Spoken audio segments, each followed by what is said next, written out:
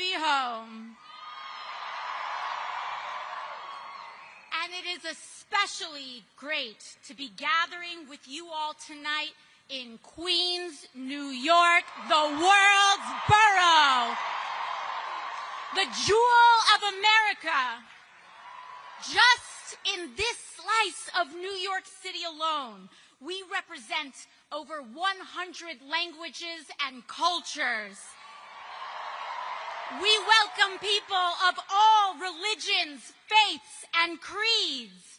We honor all genders, races, orientations, and status. And here, we defend immigrants. We are a working people's borough in a working people's city.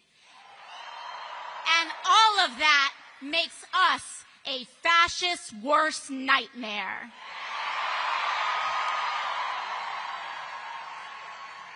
Queens, we gather here today at both a perilous moment for our country and on the precipice of hope for our city. Because in 9 short days, we will work our hearts out to elect Zohran Mamdani as the next mayor of the great city of New York. And it is going to take all of us. But to be honest, it always has. That we are all here in this moment, during this time, is not a coincidence. And it is also not a coincidence that the very forces that Zohran is up against in this race mirrors what we are up against nationally. Both an authoritarian, criminal presidency fueled by corruption and bigotry, and an ascendant right-wing extremist movement.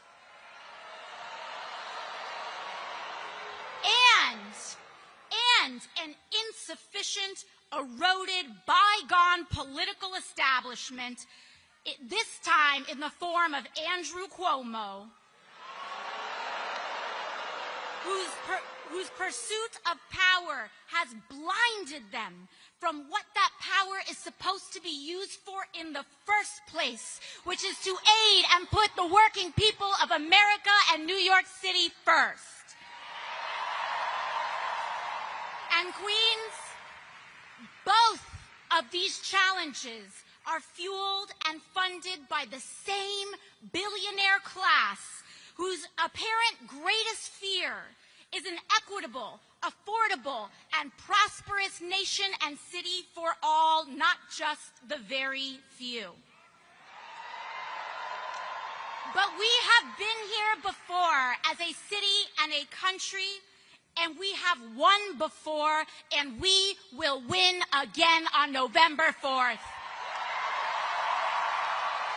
Because Queens, it has always been in our nation's darkest chapters that our brightest lights emerge.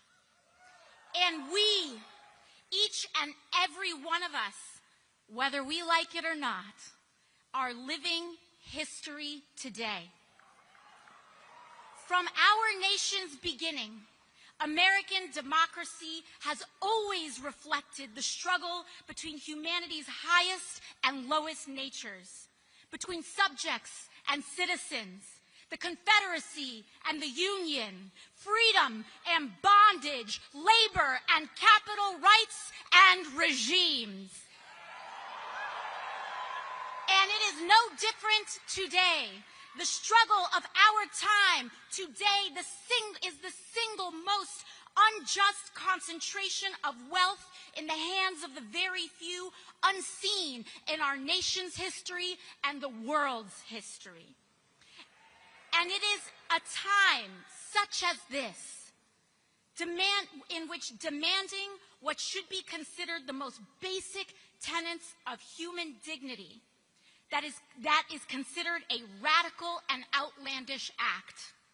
It is a time such as today when demanding affordable housing is considered a radical and outlandish act, that we can afford our lives, our groceries, our transit, is considered an outlandish and radical act, that we accept our neighbor as ourselves, a radical and outlandish act. But we must remember, in a time such as this, we are not the crazy ones, New York City. We are not the outlandish ones, New York City. They want us to think we are crazy. We are sane. To demand an affordable and decent housing, a decent wage, the right to health care, that we pay to care for our people instead of the flattening of Palestinians and oppressed people abroad is not a radical act. It is basic and core humanity. That is why the election of Zohran is as important as our cause today. Childcare, buses, rent, and our rights. Here in New York City, it is the jewel and the center of all that is possible in America. And on November 4th, we will prove that today. We will prove it to the world, and we will prove it to the nation. And we will send a loud message to President Donald Trump that his authoritarianism is no good here. We will send a message that to ICE, that secret police do not belong here. And we will demonstrate the heroism that exists in the everyday people throughout our city. Heroism like that we saw last week, a young woman in a polka dot dress standing up to a secret police officer in Canal Street. She is New York City.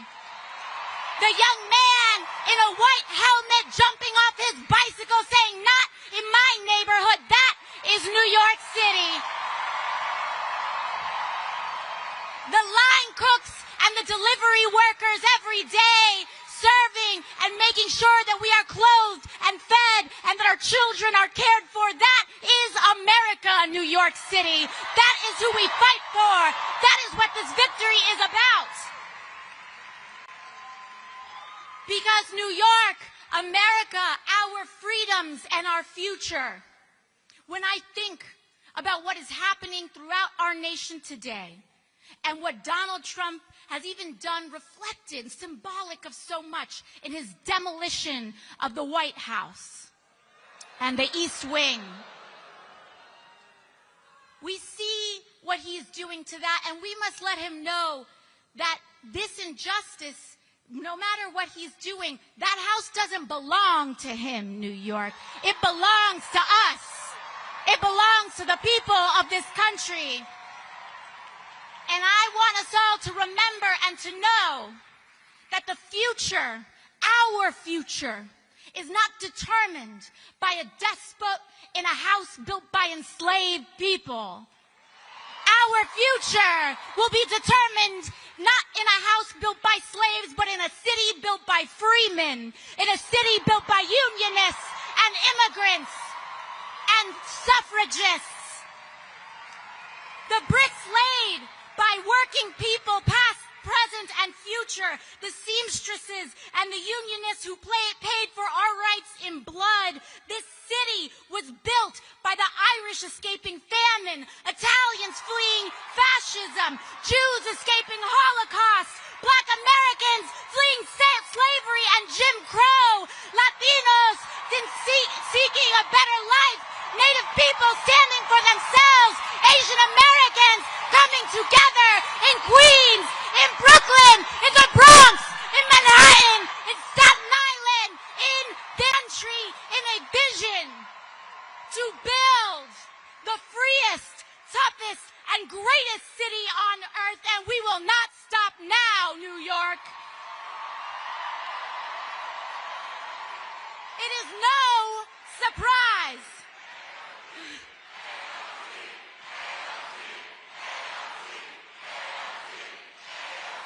NYC, baby, NYC. surprise to me, New York, that it is New York and that it is our great city, that we, our city, have chosen to adorn ourselves with the nation's greatest monument to freedom, the Statue of Liberty. And she reminds us every day that the central commitment of America is an unconditional freedom, precisely of the kind that cannot be bought, that is available to the huddled masses yearning to be free. This is America, New York City. Don't let them tell you any different. Don't let them tell you that we are the exception. We are the rule. We are the standard. We are the acceptance. And we set the bar for America. I'm talking to you, Donald Trump.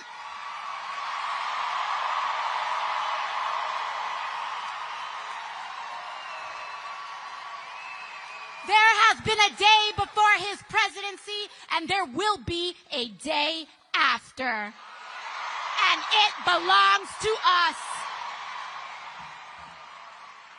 Thank you, New York. I love you, New York. You have made my life possible, my mother's life possible, my father's life possible. All of our lives have been made possible by this great city and by our shared contract and bond to one another. And it is my honor tonight to introduce to you all another great-born New Yorker.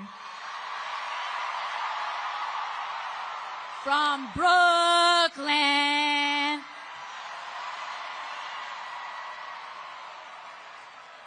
Senator Sanders and I recently came in. We were in Indiana last night. We both paid a visit to the home of the great Eugene Debs. And I had the honor of presenting Senator Sanders last night with the National Eugene Debs Award, in which the foundation and the people who steward Debs's legacy have honored Senator Sanders as the foremost leader and advocate for labor and class struggle in the United States of America. And it remains such a great privilege and honor to call him a friend, a mentor, a treasured person that we have, and a New Yorker, that's right. And so I know we all love him so dearly. And so let's make sure that we give him the biggest rousing welcome that he receives this year in introducing Senator Bernie Sanders.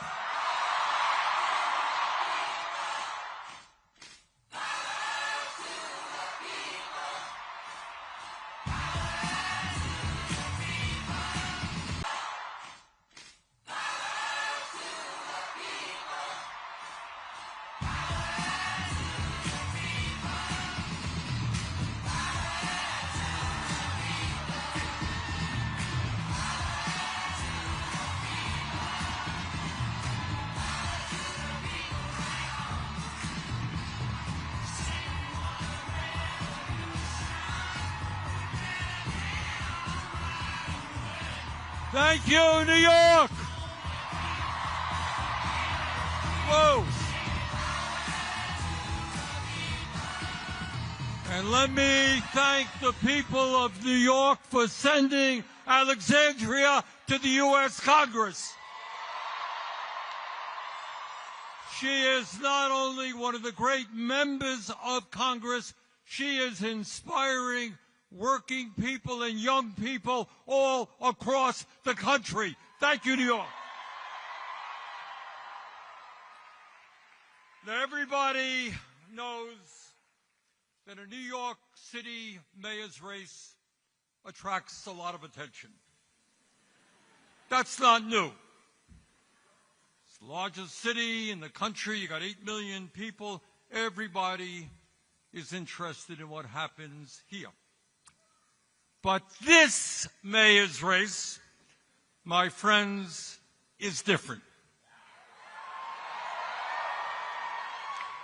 It is not just the folks here in New York City who are paying attention. It's not just people all across our country who are watching this race. It is not just the President of the United States who seems to be very, very concerned about who wins this election. The truth is that people all over the world are paying attention to what will happen here a week from Tuesday. Now, why is that? Why has this campaign created such an unbelievable amount of interest, literally all over the world? And the answer is obvious. These are not normal times. This is not a normal election.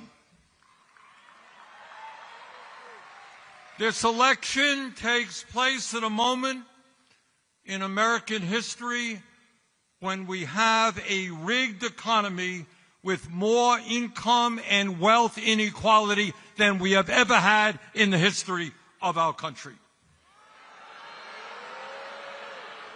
This election takes place at a time when the wealthiest people in America have never, ever had it so good, while 60% of people in our country are living paycheck to paycheck, struggling to pay their rent or mortgage, struggling to afford child care or higher education for their kids, struggling to afford health care, struggling to afford decent quality food, struggling how to figure out how they will retire with some shred of dignity after working their entire lives.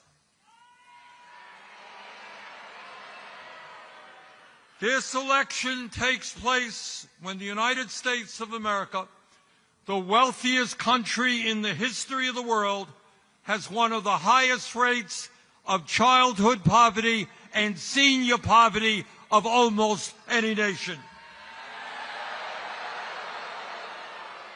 And when in this rich country, 800,000 Americans, including many veterans, are homeless. This election takes place at a time when we have a president who has given $1 trillion in tax breaks to the top 1%, has given $900 billion in tax breaks to the largest corporations in our country. And to pay for those tax breaks, he is throwing 15 million Americans off the health care they have by slashing Medicaid. And in addition, he is forcing over 20 million Americans to see a doubling in their health care premiums. This election is taking place when we have an administration in Washington which every day is moving us toward an authoritarian society, undermining our Constitution and the rule of law. This election is taking place when we have a corrupt campaign finance system which allows billionaires in both political parties to select the candidates they want and to buy elections. Ordinary Americans get one vote. You get one vote. Meanwhile, billionaires get the opportunity to spend as much as they want to elect the candidates they want. That is the context in which this election is taking place. That is why this election is so enormously important, and that is why Zohran Mamdani must become the next mayor of New York.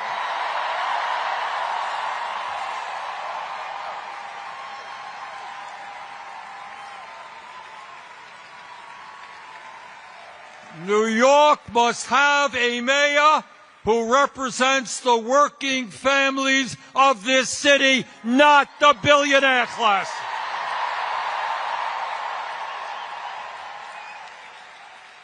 The reason why this campaign has generated so much interest around the world and so much excitement is that people want to know the answer to one very simple question, and that is, in the year 2025, when the people on top have never ever had so much economic and political power, is it possible for ordinary people, for working class people to come together and defeat those oligarchs?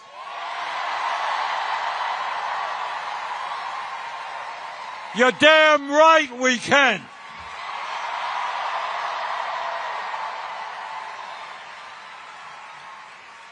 And let me tell you something else. At a moment when Americans are extremely distressed about where we are as a nation, economically and politically, a victory here in New York will give hope and inspiration to people throughout our country and throughout the world.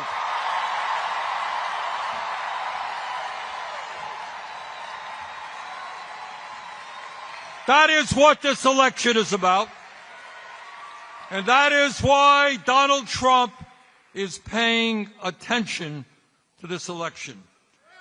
Ordinary people, working class people, black and white and Latino, Asian, gay and straight, coming together to take on the oligarchy, that is Trump's worst nightmare.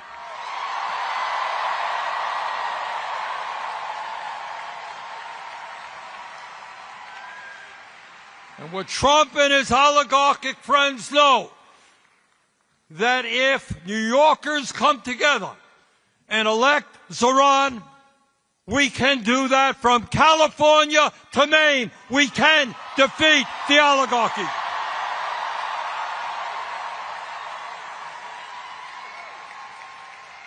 And what the oligarchs fear, what they fear is that people will start understanding that this country belongs to us, not them.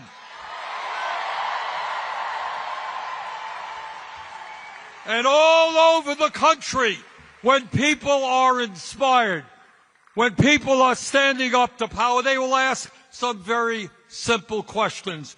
Why are we in the United States the only major country not to guarantee health care to all as a human right?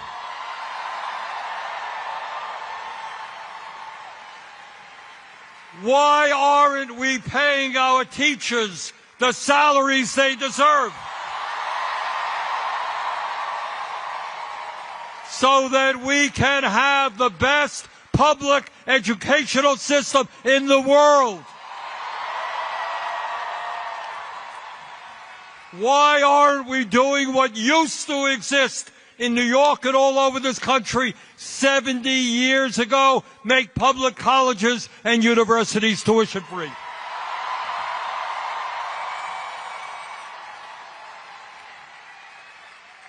Why in the richest country on earth aren't we ending homelessness and building 5 million units of low-income and affordable housing?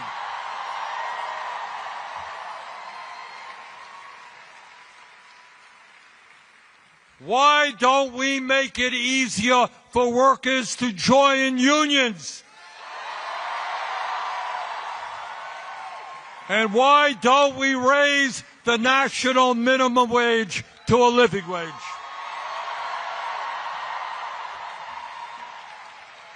And when so many of our seniors are struggling to cover their basic needs, some 22% of seniors in America are trying to survive on $15,000 a year less.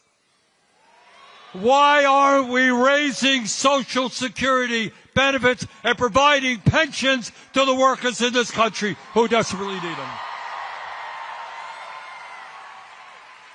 And why don't we have a foreign policy which does not spend billions of dollars on a Netanyahu government starving children in Gaza?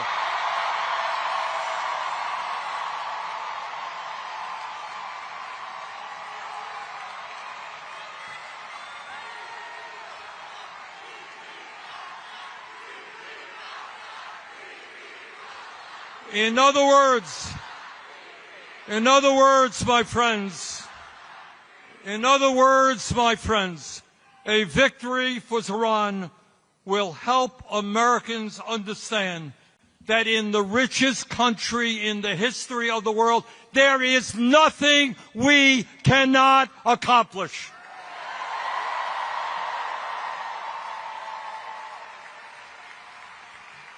Now, the oligarchs and the political establishment in New York tell us that Zohran's agenda for New York is radical.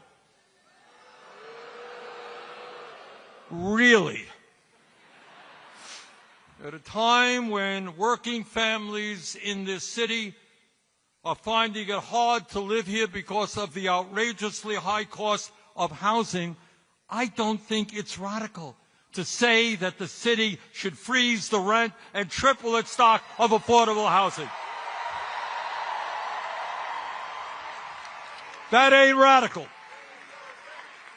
At a time when working families can't afford the high cost of childcare, and psychologists tell us the most important years of human development, intellectual and emotional, are 0 through 4, why shouldn't we have a situation where every child in America gets the best quality child care we can provide?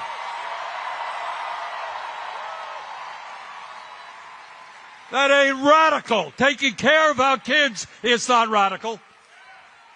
At a time when getting to work is too expensive and we want to encourage more utilization of public transportation, it is not a radical idea to say that buses in this city should be free and fast. At a time when every parent wants their kids eating good quality food, not junk food, and there are neighborhoods in the city where it is simply not affordable or possible to get that food, it is not a radical idea to say that there should be municipally funded grocery stores. And by the way, when billionaires and large corporations and the very wealthy are doing extraordinarily well, when the very richest people in this country often pay an effective tax rate lower than truck drivers or nurses, it is not a radical idea to say that the rich should start paying their fair share of taxes.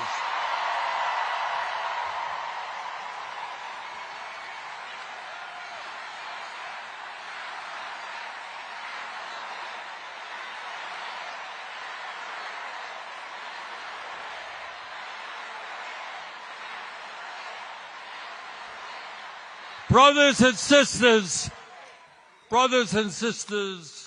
these ideas are not radical. They are common sense, and they are what the people of New York City want and need. Now, let me be very clear.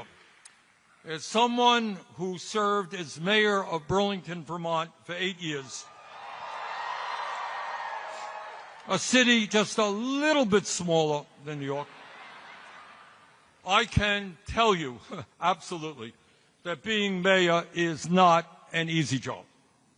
In local government, the people hold you accountable for everything, for picking up the trash, for crime problems, for the quality of education their kids receive, for traffic jams.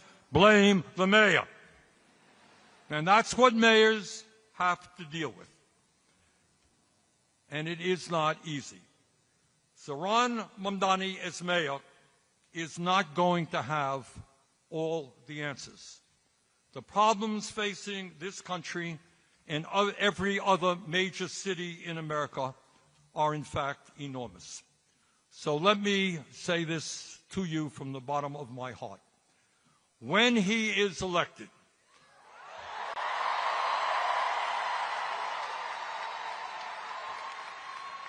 your job is not over. Zohran is going to need your help every single day. In this unprecedented moment in our nation's history, all of us together must act in an unprecedented way. And that means governing New York City and other cities in an unprecedented way. Please do everything you can to work with Zohran in order to make him and his administration the best administration in the history of New York.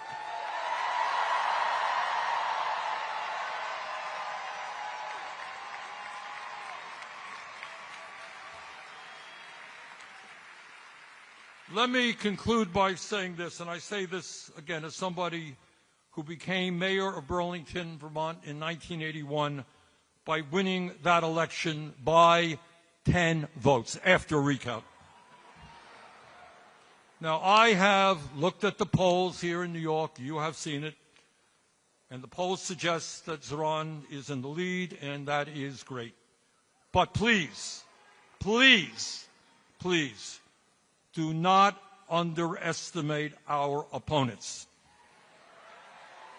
They have a huge amount of money, and they are spending it right now. So I urge you, forget about the polls. Go into the last 8 days of this election assuming that you are 5 points behind.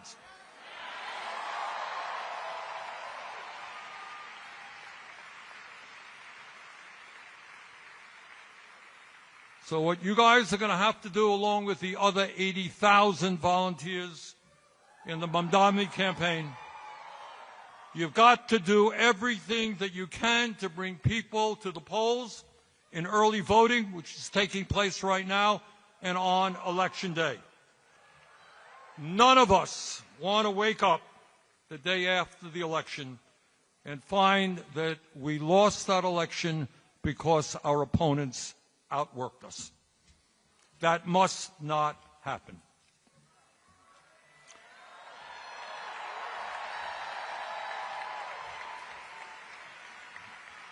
Brothers and sisters, a year ago, very few people in New York knew about a 33-year-old assemblyman named Zohran Mamdani. And when he first entered this race for mayor, he was polling at all of 1%. Nobody knew who this guy was. But Zohran did what people who are serious about real change always do. He created a campaign from the bottom on up by building an extraordinary and unprecedented grassroots movement which now has tens of thousands of volunteers.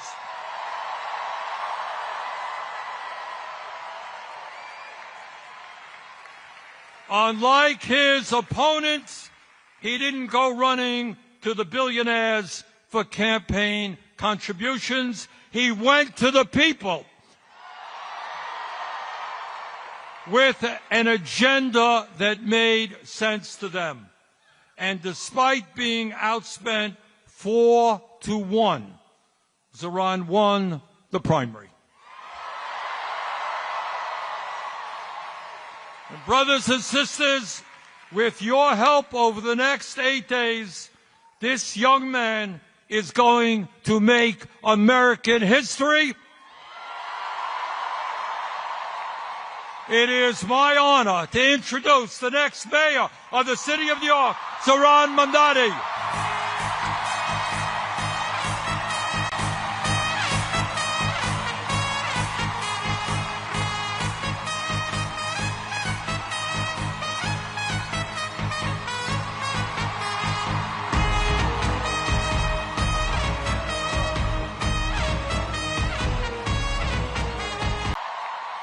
It is my honor to introduce the next mayor of the city of New York, Zohran Mamdani.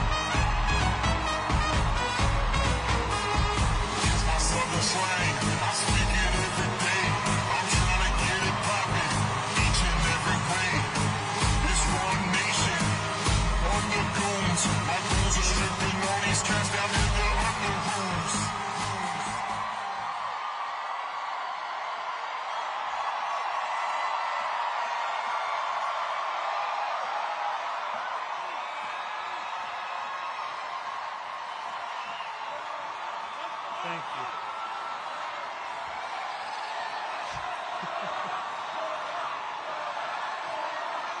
Thank you so much.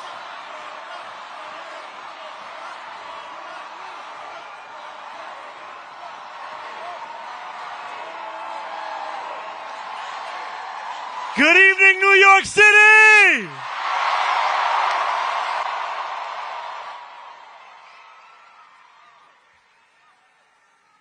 How are we all doing?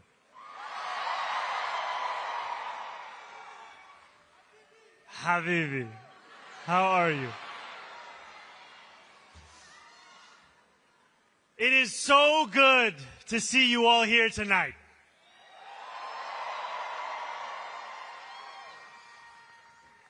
Now, as you know, a politician is only as good as the team around them. So I have to ask that team to start up this teleprompter. Because right now, it's off the top of the dome.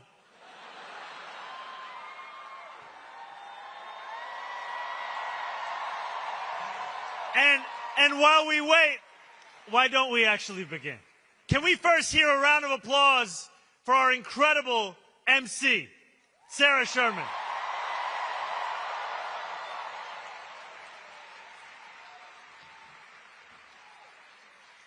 Can we hear it for the elected officials, the labor leaders, and the New Yorkers who have joined us this evening?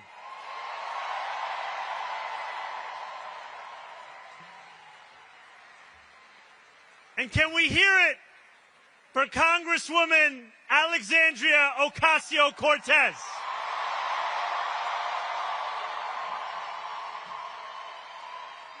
Yeah, very good. You know,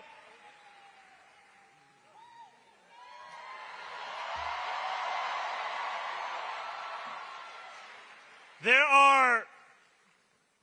are many things one can say about our Congresswoman, but I want to tell you a story about 2021. When we went on a 15-day hunger strike and won $450 million in debt relief for working-class taxi drivers, the Congresswoman was there with us on that picket line. She was there with us on the phone after everyone else had gone home. And she was there with us again in the primary of this election. And that's because she's there for working people. And now we are just getting started. And let's please make some noise for Senator Bernie Sanders.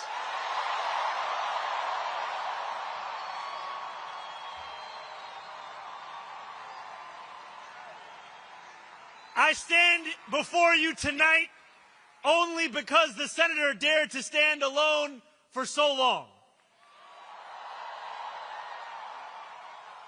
I speak the language of democratic socialism only because he spoke it first.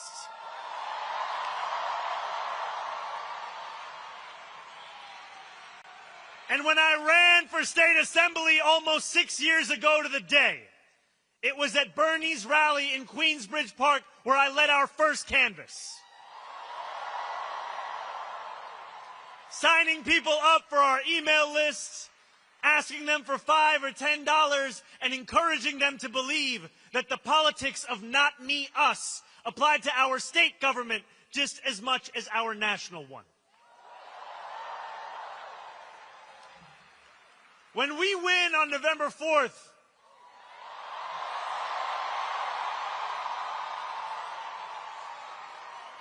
and then govern from City Hall with dignity as the foundation of our politics, it will be because of the movement that Bernie built.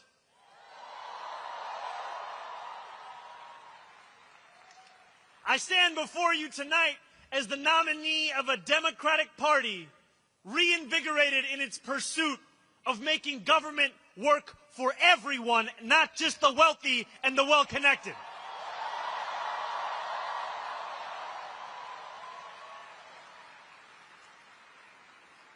Looking out at more than 13,000 of you here in Forest Hill Stadium,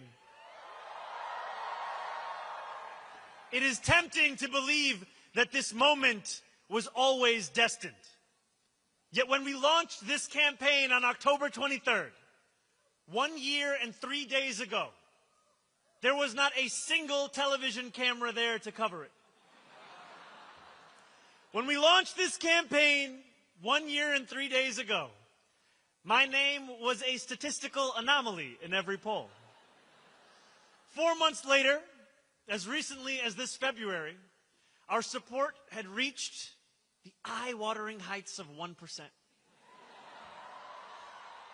We were tied with noted candidate, someone else. I always knew we could beat him.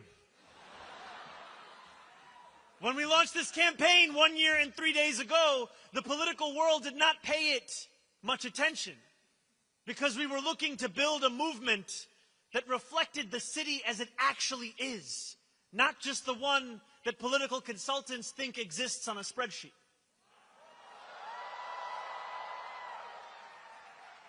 And when we launched this campaign 1 year and 3 days ago, we were dismissed as a punchline in the halls of power. The idea of fundamentally changing who government serves in this city was unimaginable. Even if we gained momentum, they asked, how would we ever overcome the tens of millions of dollars in attacks that would follow? Yet we knew then what we know now. New York is not for sale.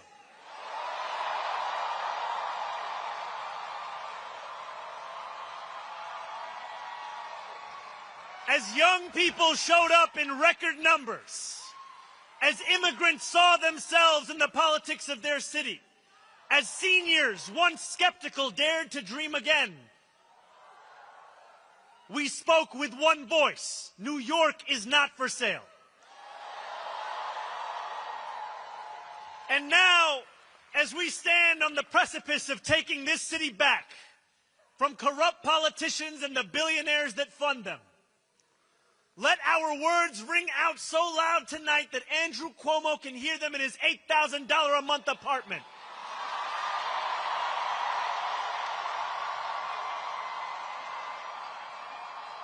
Let them ring so loud so that he can hear us even if he's in Westchester this evening. Let them ring screaming so loud that his puppet master in the White House hears us.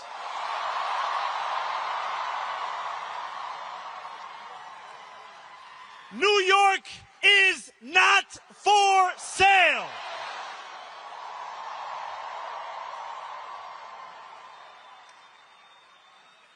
"13 days after we announced our candidacy, Donald Trump won the presidency once again. The Bronx and Queens saw some of the largest shifts to the right of any counties in our country. No matter what article you read or channel you turned to, the stories seemed to be the same. Our city was headed to the right.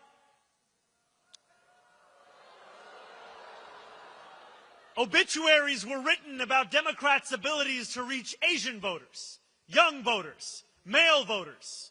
Again and again, we were told that if we had any hope of beating the Republican Party, it would only be by the Republican Party. Andrew Cuomo himself said that we had lost not because we had failed to speak to the needs of working-class Americans, but because we had spent too much time talking about bathrooms and sports teams. This was a moment where it seemed our political horizon was narrowing. And in this moment, New York, you had a choice to retreat or to fight.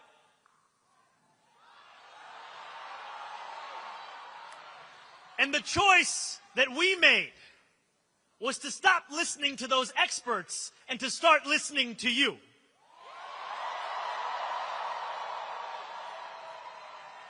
We went to two of the places that saw the biggest swings to the right, Fordham Road and Hillside Avenue. These New Yorkers were far from the caricature of Trump voters. They told us they supported Donald Trump because they felt disconnected from a Democratic Party that had grown comfortable with mediocrity and gave its time only to those who gave millions. They told us that they felt abandoned by a party beholden to corporations, which asked them for their votes after telling them only what it was against, rather than presenting a vision of what it was for. They told us they didn't believe in a system anymore that did not even pretend to offer solutions to the defining challenge of their lives, the cost of living crisis. Rent was too expensive, so were groceries, so was childcare, so was taking the bus, and working 2 or 3 jobs still wasn't enough. Trump, for all his many flaws, had promised them an agenda that would put more money in their pockets and lower the cost of living. Donald Trump lied. It was up to us to deliver for the working people he left behind. Over the 8 months of the primary, we told New Yorkers how we intended to address that very same affordability crisis. We did not do it alone. This was a movement powered by tens of thousands of everyday New Yorkers who knocked doors between 12-hour shifts at work and phone banked until their fingers were numb. People who had never voted before became die-hard canvassers. Community formed. Our city got to know each other and itself. This, my friends, was your movement. And it always will be.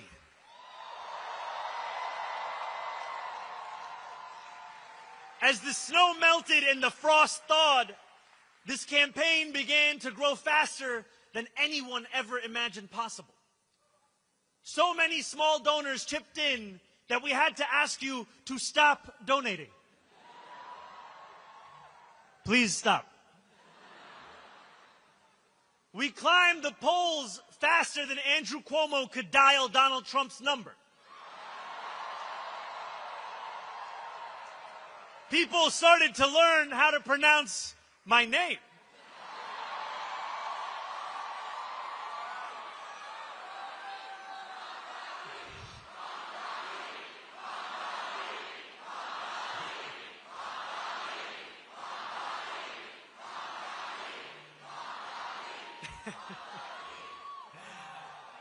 And the billionaires got scared. Or, as the New York Times would describe it, the Hamptons was basically in group therapy about the mayoral race.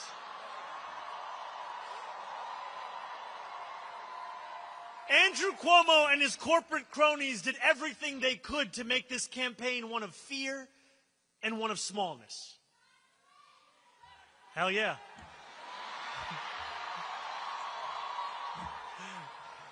Obviously. They pumped millions into this race, artificially lengthened my beard to make me seem menacing, painted our city as a dystopian hellhole, and worked night and day to divide the people of New York. They failed. When I walked the length of Manhattan just a few days before the election, hundreds of New Yorkers marched alongside me. And when we strode into Times Square under a billboard with betting odds that showed Cuomo's chances of winning at nearly 80%, we knew that the so-called experts were set to get it wrong yet again. Andrew Cuomo was supposed to be inevitable. And then on June 24th, we shattered that inevitability.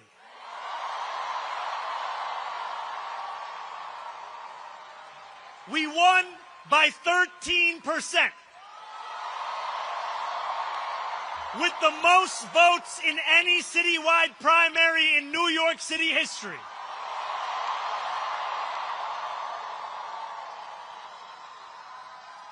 Some of those New Yorkers had voted for Trump.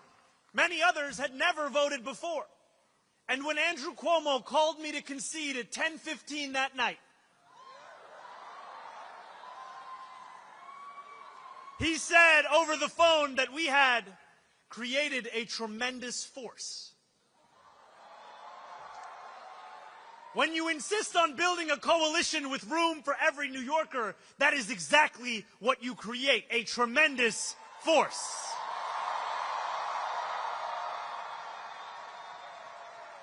That force has only grown over these past 4 months.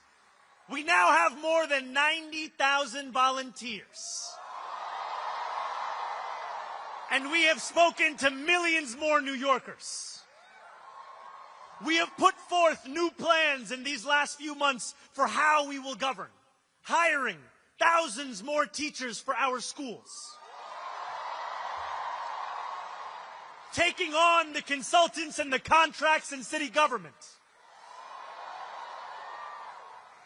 and tackling the final boss of New York City infrastructure, scaffolding.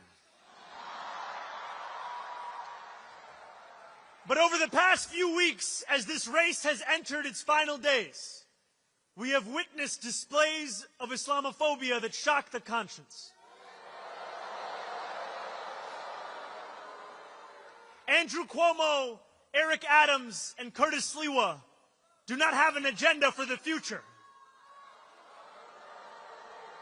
All they possess is the playbook of the past. They have sought to make this election a referendum not on the affordability crisis that consumes New Yorkers' lives, but on the faith I belong to and the hatred they seek to normalize. We spent months working to convince the world that New Yorkers have a right to afford this city that we all love. Now, we are being forced to defend the idea that a Muslim is even allowed to lead it. These same big money donors and disgraced politicians have sought to rob us of our ambition because they do not think that you deserve the beauty of a dignified life. And time and again, they have encouraged you to imagine less because they know that a reimagined New York hurts their bottom line. I believe that this city is like the universe, constantly expanding. We deserve a city government as ambitious as the working New Yorkers who make it the greatest city in the world. We cannot wait for someone else to deliver it. We are not afforded the luxury of waiting, because too often to wait is to trust those who delivered us to this point. On November 4th, we will set the course of our city back in the direction it belongs. And in doing so, we will answer a question that our nation has wrestled with from the dawn of our founding. Who is allowed to be free? There are some who hear that question and they know the answer without hesitation.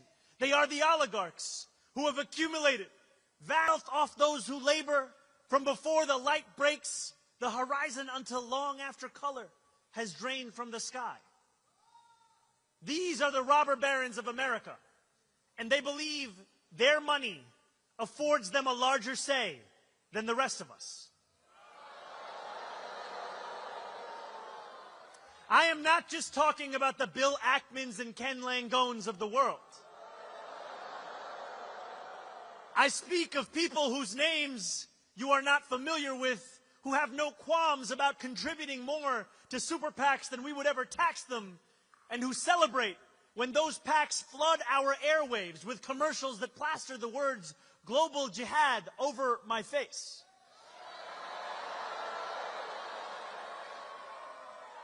Their freedom doesn't just come at the expense of dignity and truth. It comes at the expense of the freedoms of others too. They are the authoritarians who seek to keep us pressed beneath their thumbs because they know that once we shake ourselves loose, we will never be held down again.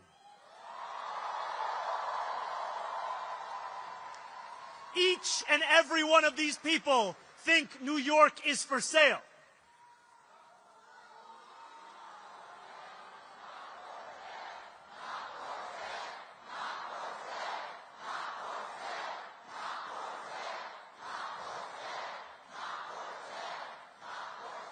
For too long, my friends, freedom has belonged only to those who can afford to buy it.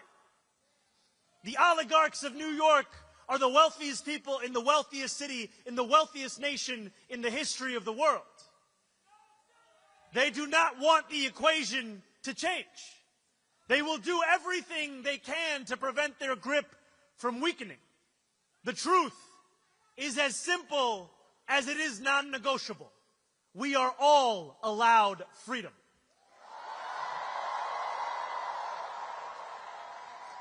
Each one of us, the working people of this city, the taxi drivers, the line cooks, the nurses,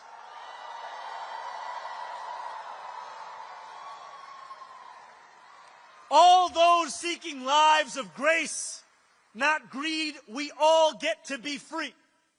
And on November 4th, thanks to the hard work of more than 90,000 volunteers across every corner of this city,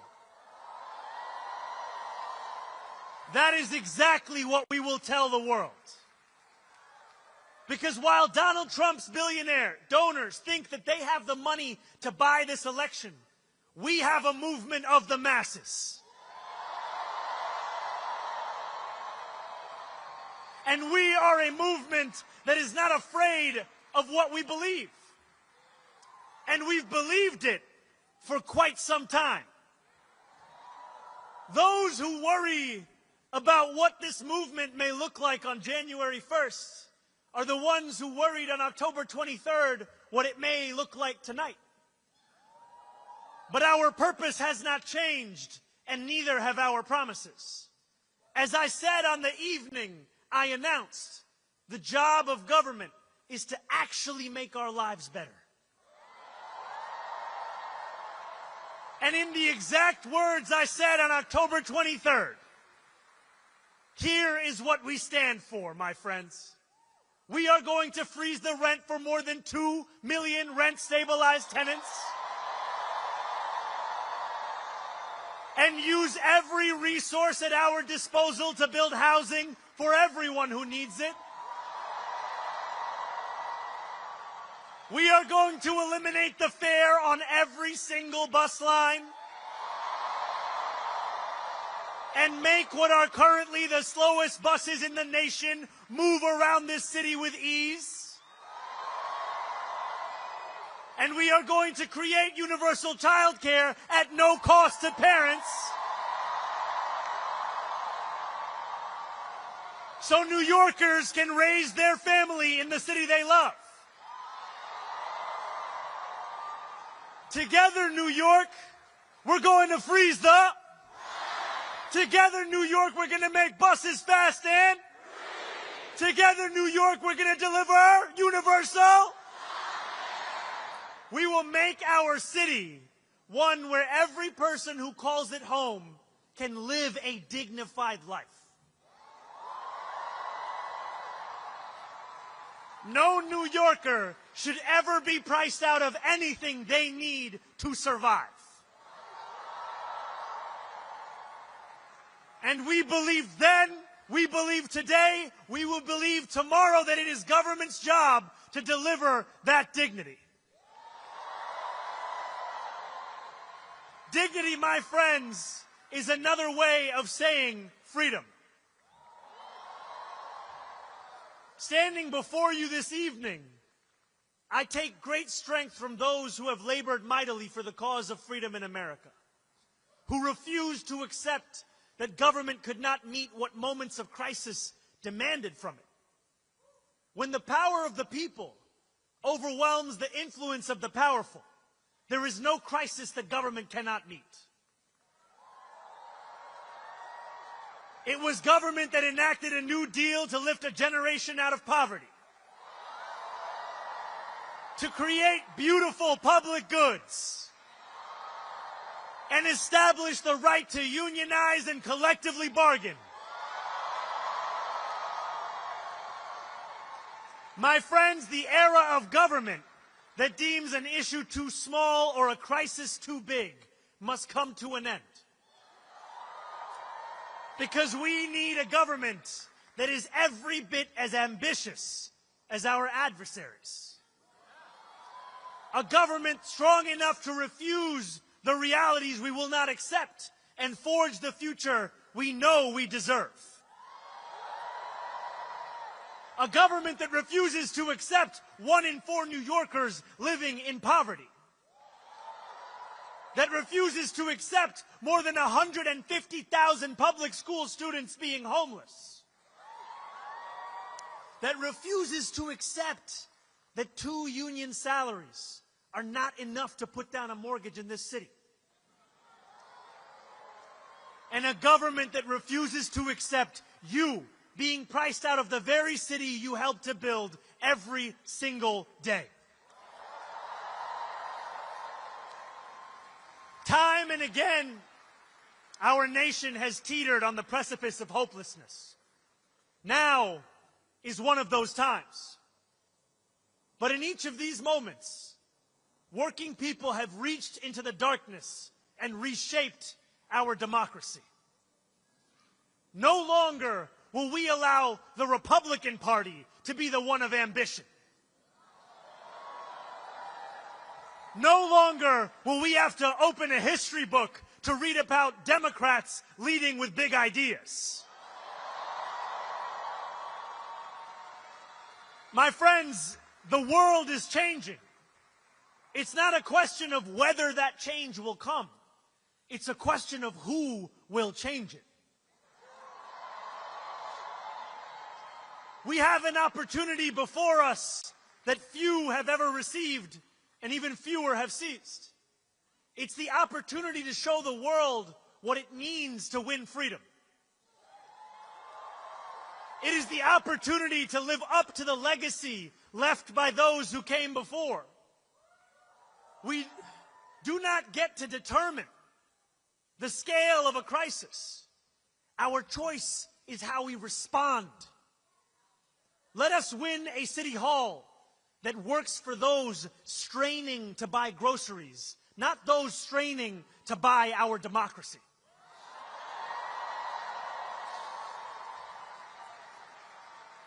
And let us look forward to January 1st, when the hard work of governing will begin.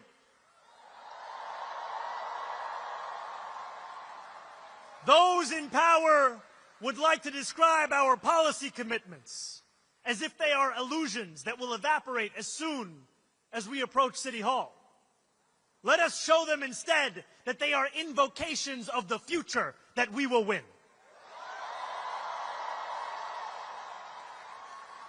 And let us prove to each and every New Yorker that a politics of expansion does not just mean imagination. It insists upon fulfillment. We can make City Hall a place where New Yorkers come to expect the future, not just failure. But we are not there yet. Just as Andrew Cuomo's victory in the primary was thought to be inevitable, the same narrative has started to form around us today. When you read the articles that tell a post-election story of triumph while we are amidst early voting, when you see the Kalshi odds that have our chances of victory in the 90s, know this: you are reading the same things that Andrew Cuomo read when he went to sleep each night in June, believing that his victory was promised. We cannot allow complacency to infiltrate this movement.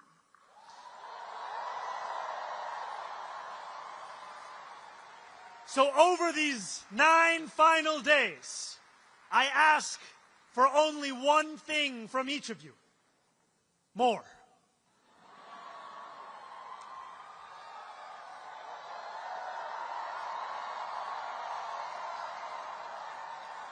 I know you are tired,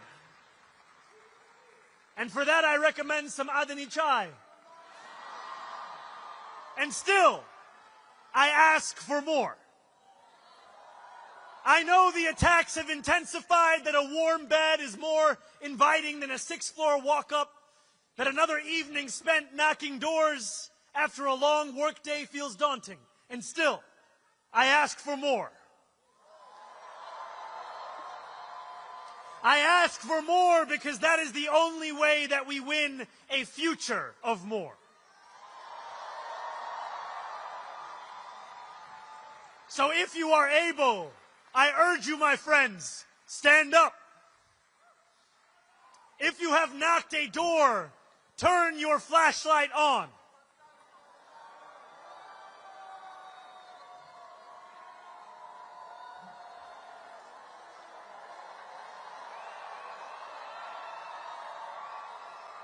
If you will knock a door, turn your flashlight on. If you have more to give, turn your flashlight on. Together, let us make a light bright enough to banish any darkness. Over these final 9 days and the months and years that follow, the powers that be will throw everything in their arsenal against us. They will spend millions more dollars. They will attack us from every conceivable angle. But we will not bend. We will not flinch. We will triumph over the oligarchs, and we will return dignity to our lives. Nearly 89 years ago to the day, FDR spoke before a crowd of thousands at Madison Square Garden. He said, "I should like to have it said of my first administration that in it the forces of selfishness and of lust for power met their match. I should like to have it said of my second administration that in it these forces met their master. My friends, I should like to have it said of our campaign that in it, the forces of selfishness and lust for power met their match. And I should like to have it said of our City Hall that in it, these forces met their master.